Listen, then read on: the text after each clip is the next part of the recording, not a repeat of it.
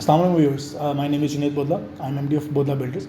आज इस वीडियो के अंदर हम लोग सेक्टर वी के बारे में डिस्कस करेंगे, जो कि 5 मरला और 8 मरला पे मुश्तमिल है। इसके डेमोग्राफिक्स पे डिस्कस करेंगे, इसके फीचर्स पे डिस्कस करेंगे और जनरल इन्फॉर्मेशन डिस्कस करूँगा कि पिछले 2 महीने से, जैसे आपको पता, सबको पता है कि मार्केट में एकदम बहुत तेज़ी आई। बहुत सारे सेक्टर्स में बड़ी तेज़ी से अबाउट 40 to 50% तक के रेट्स बढ़े।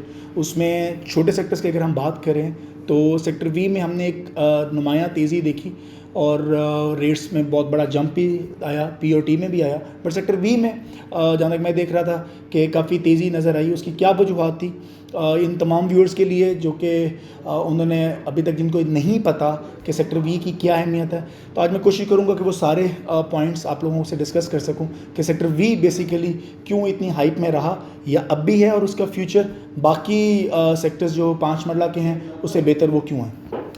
सबसे पहले हम इसके लोकेशन की बात करते हैं। ये वाहिद सेक्टर है सेक्टर वी जो कि मेन बुलेवार्ड के ऊपर जिसकी एक्सेस है।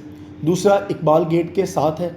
बाकी अगर हम पीओटी की बात करें तो वो रिंग रोड के ऊपर पड़े हुए हैं, पीछे की तरफ। ठीक है, ये वाहिद सेक्टर छोटे प्लॉटों में है, 5 मरला और 8 मरला का, जो कि मेन बुलेवार्ड को टच कर रहा है। इसमें 8 मरला के प्लॉट्स टुवर्ड्स मेन बुलेवार्ड हैं, फिर 8 मरला जहाँ ख़त्म होते हैं उसके नीचे फिर 5 मरला के प्लॉट्स शुरू हो जाते हैं। So this is something which is very good consider to be कि रिंग रोड भी उसके साथ से गुजर रही है, एक साइड पे उसके इकबाल गेट भी है। तो एक्सेस वाइज सेक्टर वी जो है वो बहुत बेहतर सेक्टर है बनिस्बत अगर मैं बाकी सेक्टर से बात करूँ।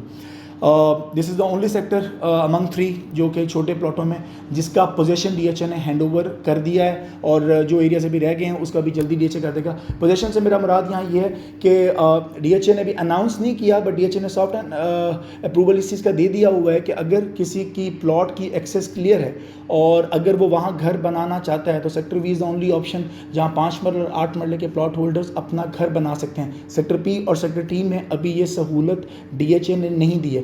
तो ये भी एक बहुत बड़ा साइन है उन लोगों के लिए जो इन्वेस्टमेंट पर्पस पे घर बनाना चाहते हैं या रेजिडेंशियल पॉइंट ऑफ व्यू से घर बनाना चाहते हैं डीएचए मुल्तान के अंदर छोटे प्लॉट पे। तो उनके लिए sector V is one of the finest option कि वो जाके यहाँ अपना घर बना सकें। आगे चलते हैं।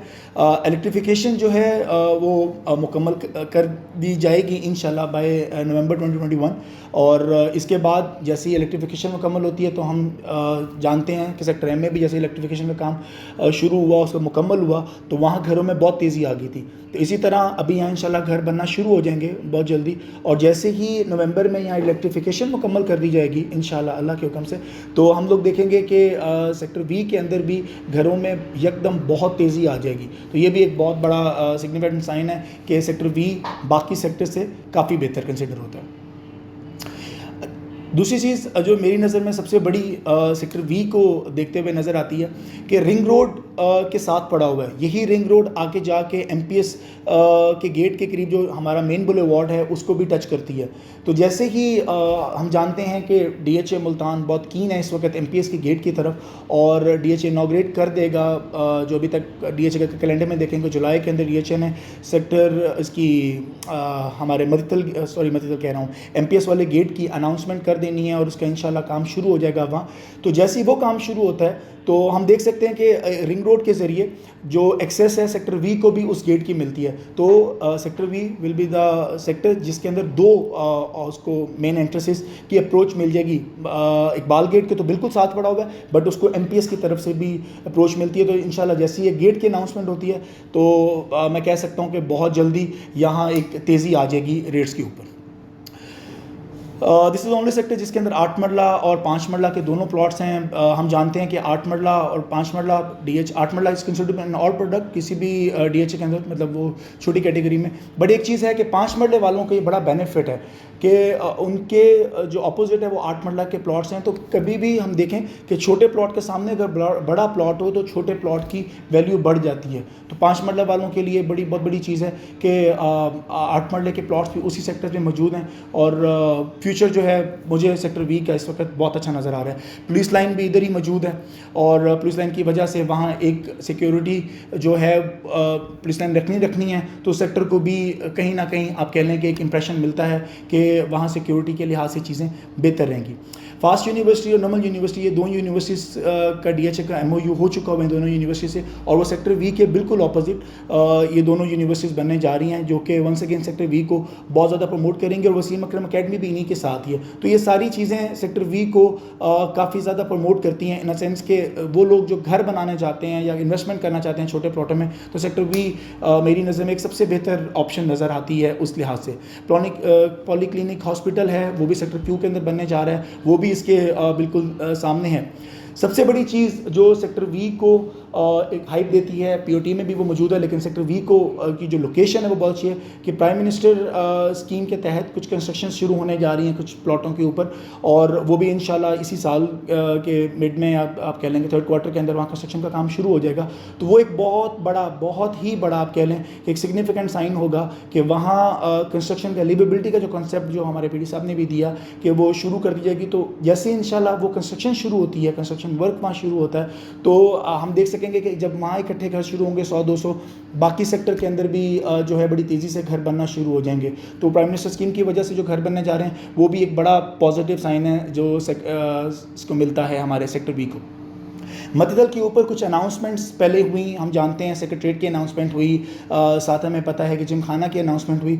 वो क्योंकि सेक्टर भी इकबाल गेट से जैसे ही आप एंटर करें तो लेफ्ट साइड पे पहला सेक्टर बनता है, और मतिदल गेट के ऊपर है इकबाल गेट, मतिदल के ऊपर ही सेक्रेटरीट बनने जा रहा है, मतिदल गेट के ऊपर ही के करीब कह लें जिमखाना बनने जा रहा है। तो ये दो एक्सेस भी आपको सेक्टर वी के करीब बनती हैं दोनों ऑप्शंस, और ये भी सेक्टर वी में के जो रहायशी होंगे उनके लिए एक बहुत बड़ी चीज़ है कि वहाँ उनके करीब इतनी बड़ी दो चीज़ें आ रही हैं सेक्टर वी मतलब मतिदल के ऊपर, जिसकी वजह से सेक्टर वी को भी उसका फ़ायदा हो जाएगा। कुछ पॉइंट्स और मैं आपको बताता हूँ सेक्टर वी के, जो बेसिकली कुछ चीज़ें जो सेक्टर वी के करीब हैं, सेक्टर वी में नहीं है लेकिन सेक्टर वी के करीब हैं। उसमें हॉस्पिटल कॉम्प्लेक्स है जो सेक्टर वाई में बनने जा रहा है। नॉर्मल यूनिवर्सिटी का मैंने पहले भी बताया कि वो बनने जा रही है सेक्टर वी के ऑपोजिट।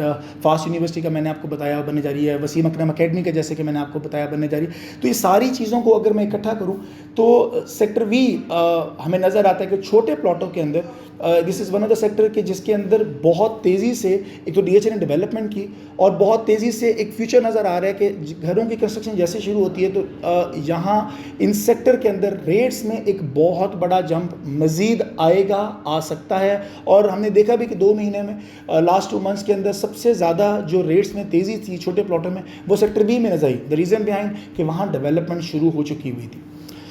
इसी दौरानिया के अंदर हम लोगों ने कुछ चीज़ें और भी देखी। सेक्टर बी तो एक तरफ था, बाकी DHA की अगर मैं बात करूं कि हमारा जो इन्वेस्टर था, बायर था, वो DHA मुल्तान में बहुत तेज़ी से आया। 2 महीने बहुत तेज़ी से हमारे रेट्स बढ़े और अल्हम्दुलिल्लाह अभी तक मार्केट जो है बड़ी सस्टेन्ड और बड़ी तेज़ी से रेट्स को ग्रैब कर रही है और नज़र आ रहा है कि अभी आने वाले वक्त में भी रेट्स इसी तेज़ी से बढ़ते रहेंगे। बीच में एक थोड़ी सी चीज़ चलना शुरू हुई, नो वाई क्यों लोगों के बीच में एक हाइप बनती नज़र आ रही थी, लेकिन वो बहुत जल्दी बैठ गई कि जी एक और DHA है हमारे मुल्तान के साथ ही भावलपुर कि जी वहाँ इन्वेस्टर मूव कर गया है और जी वहाँ बड़ी तेज़ी आ जाएगी रेट्स में और मुल्तान बैठ जाएगा। हालांकि हमें देखा हम लोगों ने कि DHA मुल्तान अपनी जगह पर अल्हम्दुलिल्लाह बड़ा सस्टेन्ड रहा। रेट्स की जो तेज़ी थी वो अभी भी आज भी वैसे ही बरकरार है, चाहे वो छोटा प्लॉट हो, चाहे वो बड़ा प्लॉट हो, चाहे वो कमर्शियल्स हों, चाहे कोई भी हो। वहाँ रेट्स में हम लोगों को कहीं भी कोई प्रॉब्लम नज़र नहीं आया।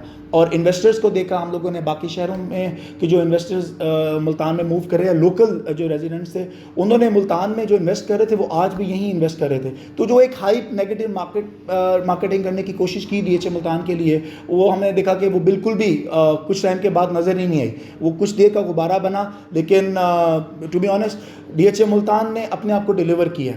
जितने भी लोग, जितने भी डीलर्स, जितने भी इन्वेस्टर्स बाकी शहरों के वो जब DHA मुल्तान में आए हैं तो they have said one thing कि ये वाहिद DHA है जो कि मुकम्मल नज़र आता है, जिसका प्लान सबसे बेहतर है। पाकिस्तान में इससे बेहतर प्लान अभी तक किसी DHA में नहीं दिया गया। सो this is one of the thing मेरी नज़र में कि DHA Multan is one of the finest project जो कि जितने भी हमारे नए और पुराने DHAs मौजूद हैं उसमें DHA मुल्तान का सानी कोई नहीं है। तो दोस्तों, इस वीडियो का अख्ताम मैं यही करूँगा। ये कुछ पॉइंट्स थे जो बड़े ज़रूरी थे मेरी नज़र में रिगार्डिंग, बहुत सारे हमें क्वेरीज आ रही होती हैं रिगार्डिंग सेक्टर वी या 5 मरला के लिए, तो मैंने बड़ा ज़रूरी समझा कि इस वीडियो से के थ्रू आप लोगों को मैं बता सकूं कि वाई सेक्टर वी या वैसे 5 मरला 8 मरला की जो इन्वेस्टमेंट है वो क्यों बेहतर है DHA मुल्तान के अंदर।